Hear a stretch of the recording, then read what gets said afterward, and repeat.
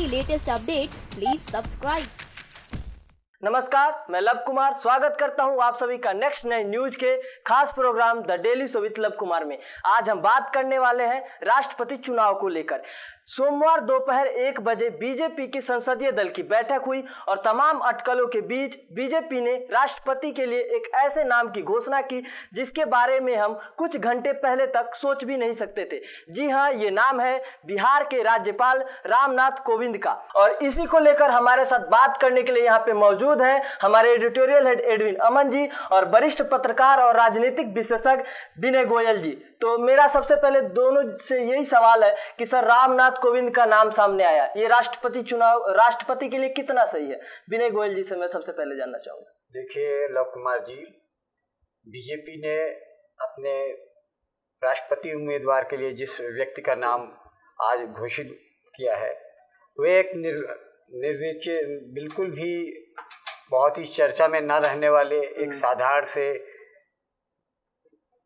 से व्यक्तित्व के मालिक हैं, साथ ही बहुत ही विद्वान हैं।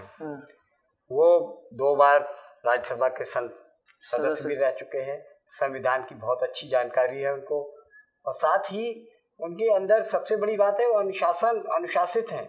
उनको विपक्ष भी बहुत पसंद करता है। बिहार में पिछले 3 साल से राज्यपाल के रूप में रह रहे हैं और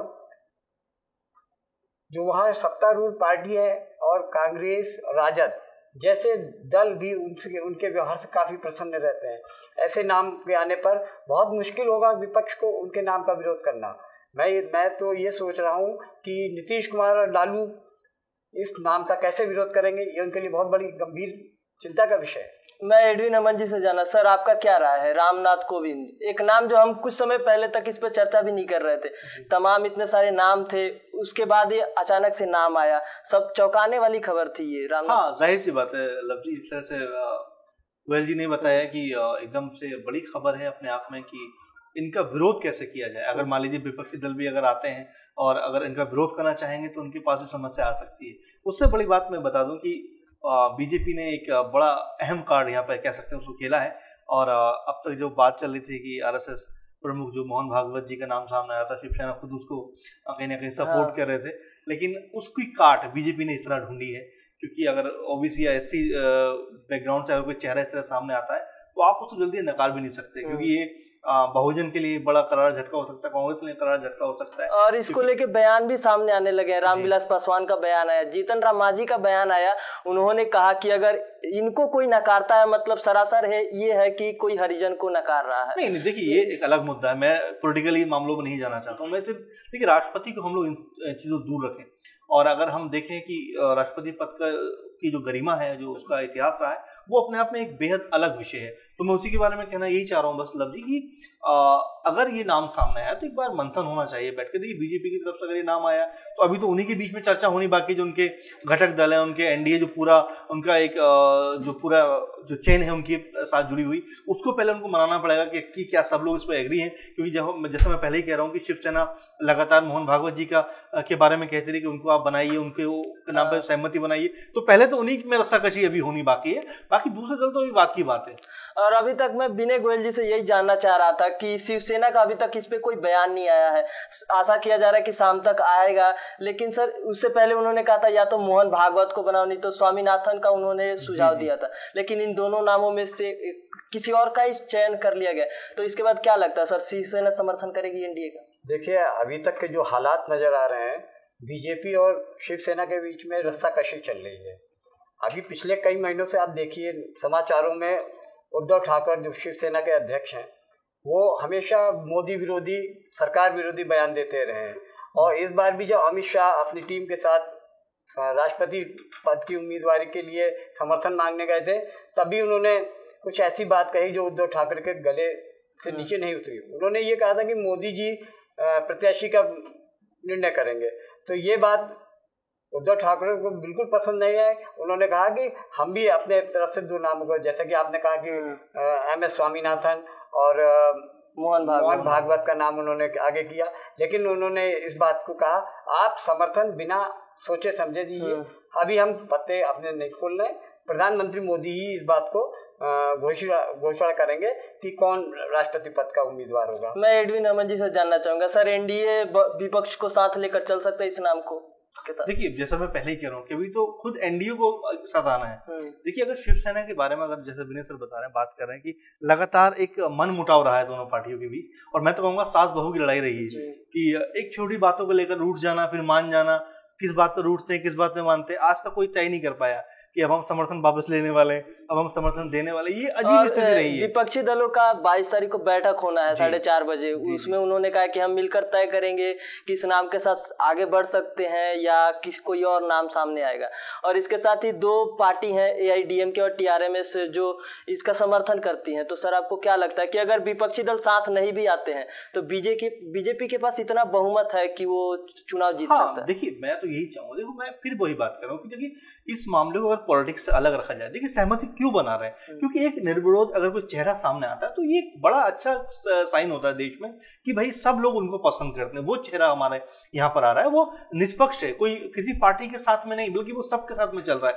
अब इसमें राजनीति होने लगे, 4 दल कहने लगे नहीं सब इसको लेकर, 4 दल कहने लगे सब इसको लेकर, तो ये मेरे ख्याल से कोई अच्छा संकेत नहीं होगा। मैं इस तरह से देखता हूँ पूरे मामले को। मुझे लगता है देखिए अभी बीजेपी को कम से कम अपने पाले में ही पूरी तरह से देखना पड़ेगा कि गेंद उनके पाले में पूरी तरह से है। बस एक शिवसेना ही है जो विरोध कर रहा, बाकी सब तो साथ ही है। नहीं, देखिए लगभग अभी बहुत सारे दल हैं, अभी सबका बयान सामने नहीं आया। अगर 1 या 2 की बात करें, जितिन मांझी की आप बात कर रहे थे और रामविलास पासवान की आप बात कर रहे हैं, 2 लोगों का नाम सामने आया है। वहीं अगर लेकिन तकरीबन सब समर्थन में ही है। शिवसेना का तो अभी थोड़ा सा रुख साफ नहीं है, और जैसा मैं पहले भी कह रहा हूँ कि भागवत जी के सपोर्ट में थे, तो क्या वो इनके साथ आएंगे, ये अभी दूर की कौड़ी है। कांग्रेस का बयान आया था पिछले 2-3 दिन पहले कि वो कोई भी आरएसएस से जुड़ा हुआ व्यक्ति हो तो उसके नाम के समर्थन में नहीं आएगी, और रामनाथ कोविंद के साथ ऐसी अटकलें कि वो आरएसएस से जुड़े थे कुछ समय तक, और उसके बाद अभी तो वो राज्यपाल, बिहार के राज्यपाल हैं। तो क्या लगता है, कांग्रेस समर्थन देगी? मतलब जी, बीजेपी और आरएसएस में क्या डिफरेंसेस है आप भी जानते हो, मैं भी जानता हूँ। तो ये कांग्रेस को ये कहने का मेरे ख्याल से एक अलग ही तर्क है, अलग ही मुद्दा है। मैं नहीं समझ पा रहा हूँ क्यों वो ये बात उखेड़ रही है, क्योंकि या तो फिर बीजेपी के लिए कांग्रेस को कोई चेहरा लेकर आना पड़ेगा अगर ऐसी स्थिति है तो खैर ये एक अलग विषय है। मैं तो सिर्फ यही कहना चाहता हूँ कि अगर कोई भी व्यक्ति अगर सामने आ रहा है तो कम से कम उसको सहमति बननी चाहिए। सर विनय सर, आपको क्या लगता है 22 तारीख को जो बैठक होने वाली है, इसमें प्रणब मुखर्जी का नाम दोबारा से सामने आ सकता है कांग्रेस की तरफ से? इस पर सहमति बन भी सकती है, अच्छे राष्ट्रपति रहे हमारे देश के। कांग्रेस अध्यक्ष ने अभी कुछ दिन पहले 17-18 दलों की बैठक करी थी। उस बैठक में यह निर्णय लिया गया था कि अगर बीजेपी की तरफ से कोई नाम आता है या समर्थन से देने की बात आती है तो पहले कैंडिडेट का नाम जानना चाहेंगे।